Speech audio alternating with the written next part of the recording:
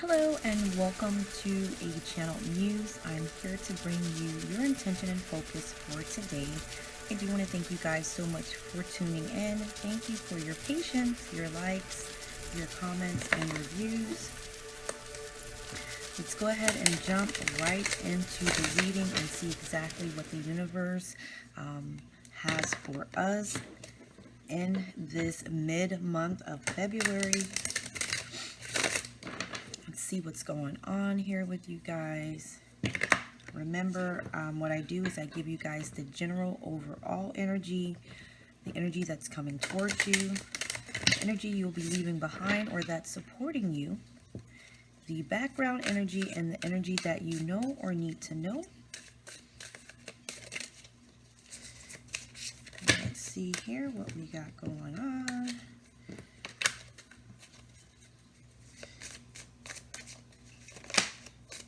Alright, so we have our first card out, and this is grounding. This is the Five of Wands, right? And the Five of Wands basically talks about battles, right? Like dealing in some battles, using some energy. There's using your energy, you know, to defeat an opponent. Using your fire energy, your spirit energy, to defeat an opponent. The energies that's coming towards us is initiation, right?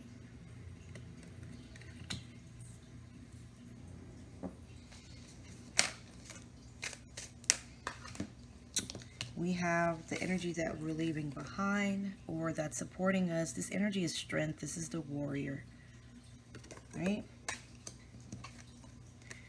The background energy is the Page of Swords. And then let's get the energy that we know or need to know. So the general overall energy right now is that you guys are in some type of spiritual battle or spiritual, or you're using your fire energy here to win a battle that you're currently in. Right? You guys are currently in battle. Okay, the energies that we know or need to know, we have the Knight of Dis,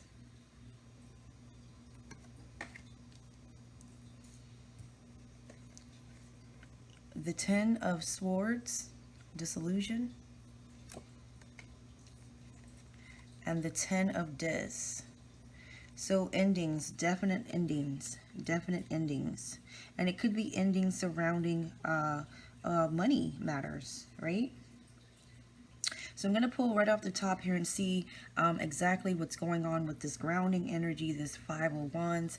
Let's see what's going on with that energy here. And this is the High Priestess. So you guys could be spiritually fighting, using your intuition, listening to your intuition, that inner guidance, that inner voice that's telling you, that leads, that guides you, that gives you that wisdom, that knowledge, and that understanding to move forward. All right. I usually pull 3 cards. Okay. And then we have Sacrifice 12, which is the Hangman. So maybe this grounding energy here is just telling you, maybe if you change your perspective, if you change how you see things, still yourself so that you can get the messages that are coming through with the High Priestess. We have sacrifice here. So, or it could mean that there is a sacrifice that needs or will be made, with this energy that we're dealing with as far as this Five of Wands. And then we have the Page of Wands. It says here potential. So meaning that this situation has a lot of potential to go in the direction that you want it to go. However, you just have to kind of change your perspective about the matter at hand and understand that there will be some sacrifices that will be made. And also, you have to listen to your intuition. A lot of times we get the guidance that we need. We get that inner voice, that wisdom that comes, but we just need to kind of ground ourselves, right? We need that grounding to be able to hear that voice when it comes through so that we can move forward through this initiation that we're currently going through. We have I believe, I'm trying to double check here. Just give me one moment and I can tell you guys this initiation, what this initiation is.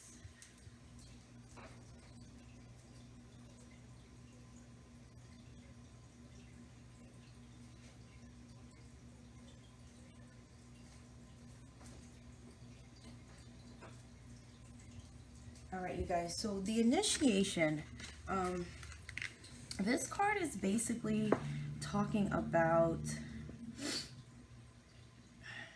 just a moment, to give you guys a good idea, right, of what the initiation is. All right, so the initiation, it's like a rites of passage. So you guys are coming into an ending or a transition, right? It's the rites of passage mark. It marks the transition from one period of life to another. And I'll give you some examples here of girl's first menstruation and her transition to womanhood, or marriage, could be divorce, the transition from single life to married life, and so on. So this is one kind of initiation, the passage from one state to a new one. So just like major changes. This is the energy that's coming towards you, and I can understand why that grounding energy is definitely needed. A spiritual initiation also marks the passage from one state to another, a state of new consciousness. Okay, so when the initiation, when it comes up, it marks the dawning of spiritual awareness and joy. It's a card of balance and harmony, derived from working with sympathetic people in a relationship of equal give and take. You know, a well-deserved right that comes to you. And the universe is saying that there's some grounding that needs to take place, because it could be warfare that's going on right now. You guys could be, you know, in a state of, I'm gonna say warfare, but when I look at this energy that's supporting you, I see the warrior, and the warrior is the strength card. And the strength card basically tells us that, you know, this is a period where you're going to need to rely on your strength, courage. You know, these are the things that you're going to need to rely on in order to get through these difficult times, or in order to get through this initiation that you got coming, or this ending. Here we have the background energy, the Page of Swords. So really, you know, just kind of, you're in your thoughts. Could be possibly going back and forth with things that are going on as far as your thought patterns are concerned, how to move forward. You're trying to mentally think about how to move forward instead of using, you know, your intuition. And this High Priestess here to move forward, right? You don't want to, you know, kind of still yourself, get quiet, you know, get to a place where you can hear that inner voice, that inner guidance. And this is what the High Priestess brings to us. She brings us that that guidance that we need when we need to turn within ourselves, right? Turn within. You know, not so much of external guidance, but it's so much of going within and hearing that voice that leads and guides us and tells us possibly the things that we need to get through this situation. I'm going to, and a lot of you guys, we got the Page of Swords. The Page of Swords is, you know, just kind of like, maybe we're thinking immature thoughts. We're not so much in the know of how this initiation is going to take place, how it's affecting us, right? We just know that we are in some type of warfare right now. Could be a spiritual type of warfare that you're in, and this is definitely needed. What we do know, here we have the Knight of Dis, and the Knight of Dis is all about health. You know, it talks about your health, it talks about your home life, it talks about your money, right? So Knights normally brings messages regarding your home, your family, your money. right? So there could be some messages coming to you guys regarding your family, your home, and your money, and it could cause you to be in a disillusion. But the disillusion, we're going to get some clarifiers there.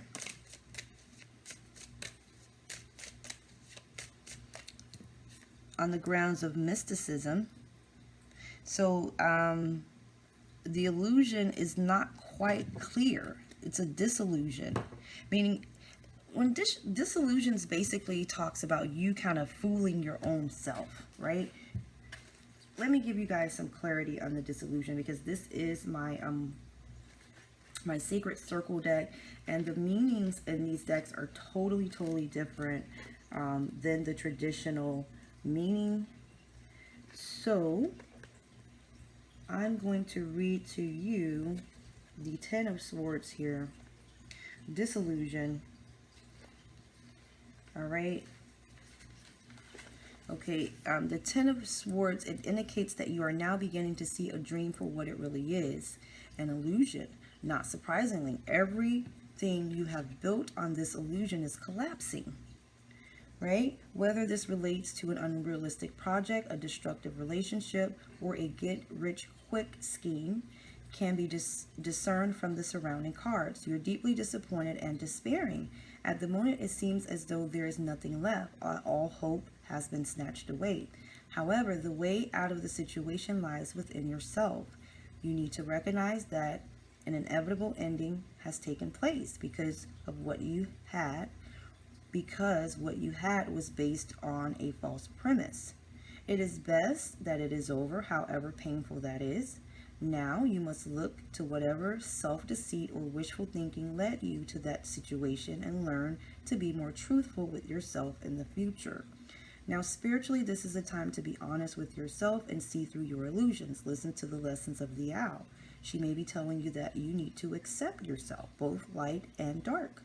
You need to bring the monsters of your subconscious, your fears, irrational prejudices, and so on into the light and deal with them. They are blocking your progress and holding you back, right?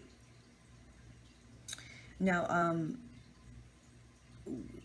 this is the disillusion. However, it's exactly what it is, a disillusion. Why? Because we have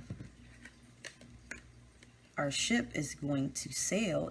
Our ships are coming in, because right beside the disillusion, it's the Ten of Dis. So the universe is telling us it's exactly what it is. It's a disillusion. Like it's not what things are not as they seem.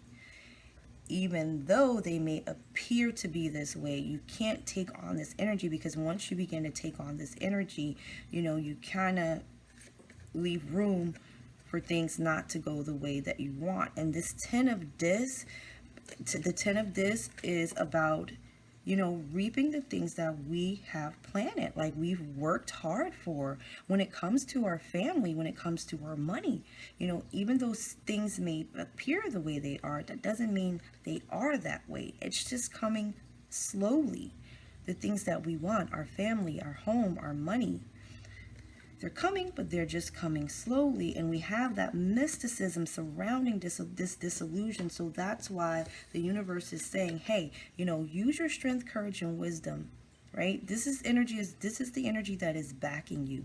This is the energy that is going to keep you together and keep you grounded, because it is a spiritual warfare. Anytime we're up and we're moving into a whole new different realm, a whole new different stage in our life, that 501's energy is always going to be there, right?